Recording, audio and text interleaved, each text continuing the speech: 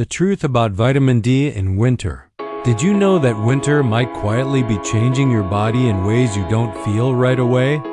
As sunlight fades and days grow shorter, many people assume they're getting enough vitamin D without even thinking about it. But recent research suggests that winter is when vitamin D levels drop the fastest and the effects go far beyond bones.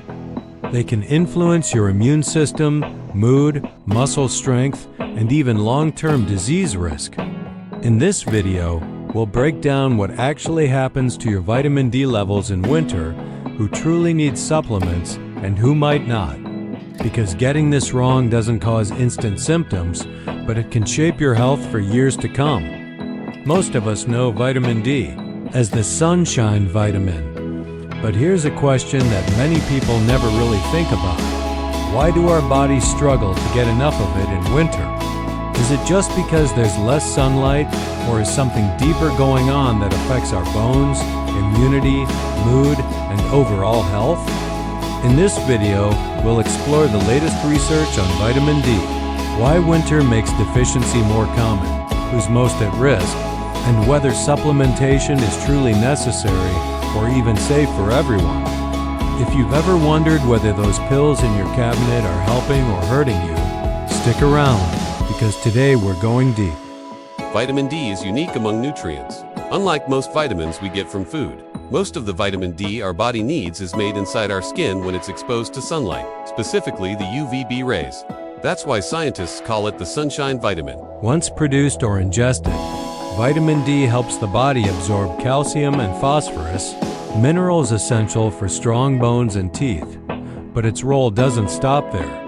Vitamin D also plays key parts in immune function, muscle coordination, inflammation regulation, and even mood stability. Some research even suggests that adequate vitamin D may help reduce the risk of respiratory infections, a big deal in winter when colds and flu spike. So while it's best known for bone health, vitamin D's influence reaches across multiple organ systems, especially ones that are stressed during the colder, darker months. In summer, regular outdoor sunlight exposure typically keeps our vitamin D levels topped up, sometimes without us even realizing it. But in winter, everything changes.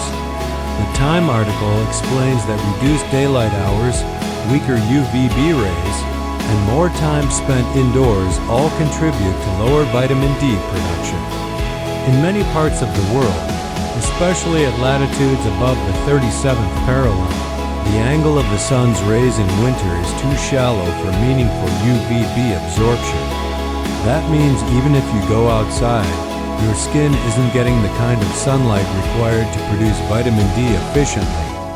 Add in factors like clothing coverage, sunscreen use, and limited outdoor activity, and it becomes clear why vitamin D levels can plummet during winter, particularly in regions with short days and long nights. This seasonal dip isn't just cosmetic. Over time, lower vitamin D levels are associated with increased bone turnover, weakened immunity, and even shifts in mood that resemble seasonal affective symptoms.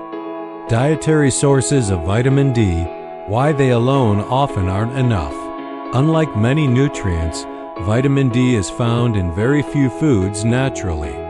Fatty fish like salmon or mackerel, egg yolks, and mushrooms, especially those exposed to UV light, contain vitamin D, but most people simply don't eat enough of these foods regularly to meet their needs.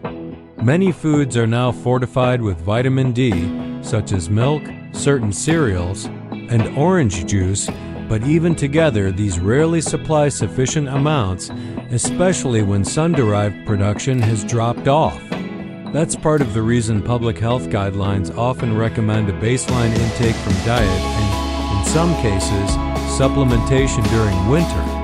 The NIH and other health authorities generally suggest around 600 IU per day for most adults and 800 IU for those over 70 years old. Although this can vary based on individual factors like sun exposure and baseline levels. Health risks of low vitamin D more than just bones. Low vitamin D isn't just a number on a lab report, it can have real health consequences. Chronically low levels compromise the body's ability to absorb calcium effectively. Over time, that leads to bone weakening and loss. Older adults in particular risk conditions like osteomalacia or accelerated bone loss in winter unless vitamin D levels are maintained. But the effects go beyond bones. Vitamin D also has a role in immune resilience. Evidence from clinical research shows that supplementation can reduce the risk of some respiratory infections, especially among those starting with low baseline levels. There are also studies linking lower winter vitamin D with mood changes, sometimes described as winter blues or even seasonal depression, although the relationship is complex and influenced by many factors including light exposure and lifestyle. Add in immune and muscular implications, and it becomes clear why maintaining adequate levels is a year-round concern. Supplementation. Who might need IT and WA? So should everyone take vitamin D supplements in winter? The answer isn't one size fits all. According to experts referenced in the Time report, supplementation may be useful, especially in winter when your body's natural production drops. Certain groups are especially at risk of deficiency and may benefit from supplementation. Older adults. People with darker skin, melanin reduces UVB absorption. Individuals with fat absorption disorders. People on medications that interfere with vitamin D metabolism. Those living in high latitudes with weak winter sun. People who spend most of their time indoors. Supplements generally come in two forms: vitamin D2 and D3. Most studies show that vitamin D3 is more effective at raising and sustaining blood levels than D2, making it the preferred form for winter supplementation. However, experts also warn against oversupplementation. Intakes of up to 4,000 IU per day are generally considered safe upper limits for most adults. Exceeding this long-term without medical supervision can lead to toxicity and complications like hypercalcemia, where excessive calcium in the blood causes nausea, kidney stones, and other serious issues. Balancing sunlight, supplements, and safety. If winter sun alone isn't enough to maintain vitamin D, are there ways to maximize what you can get from natural sunlight? Experts suggest being strategic. Because the sun's UVB rays are strongest between roughly midday hours, approximately 10 a.m. to 3 p.m. That's the best time to catch UVB that can stimulate vitamin D production on exposed skin. Short exposures of 15 to 30 minutes can help if weather allows, especially if you expose larger skin areas like arms or legs, but this can be complicated by cold weather and clothing coverage. This is where informed supplementation can bridge the gap. And for some, especially those at higher risk of deficiency, regular blood testing helps guide safe intake levels so that supplements are used when truly needed rather than taken blindly.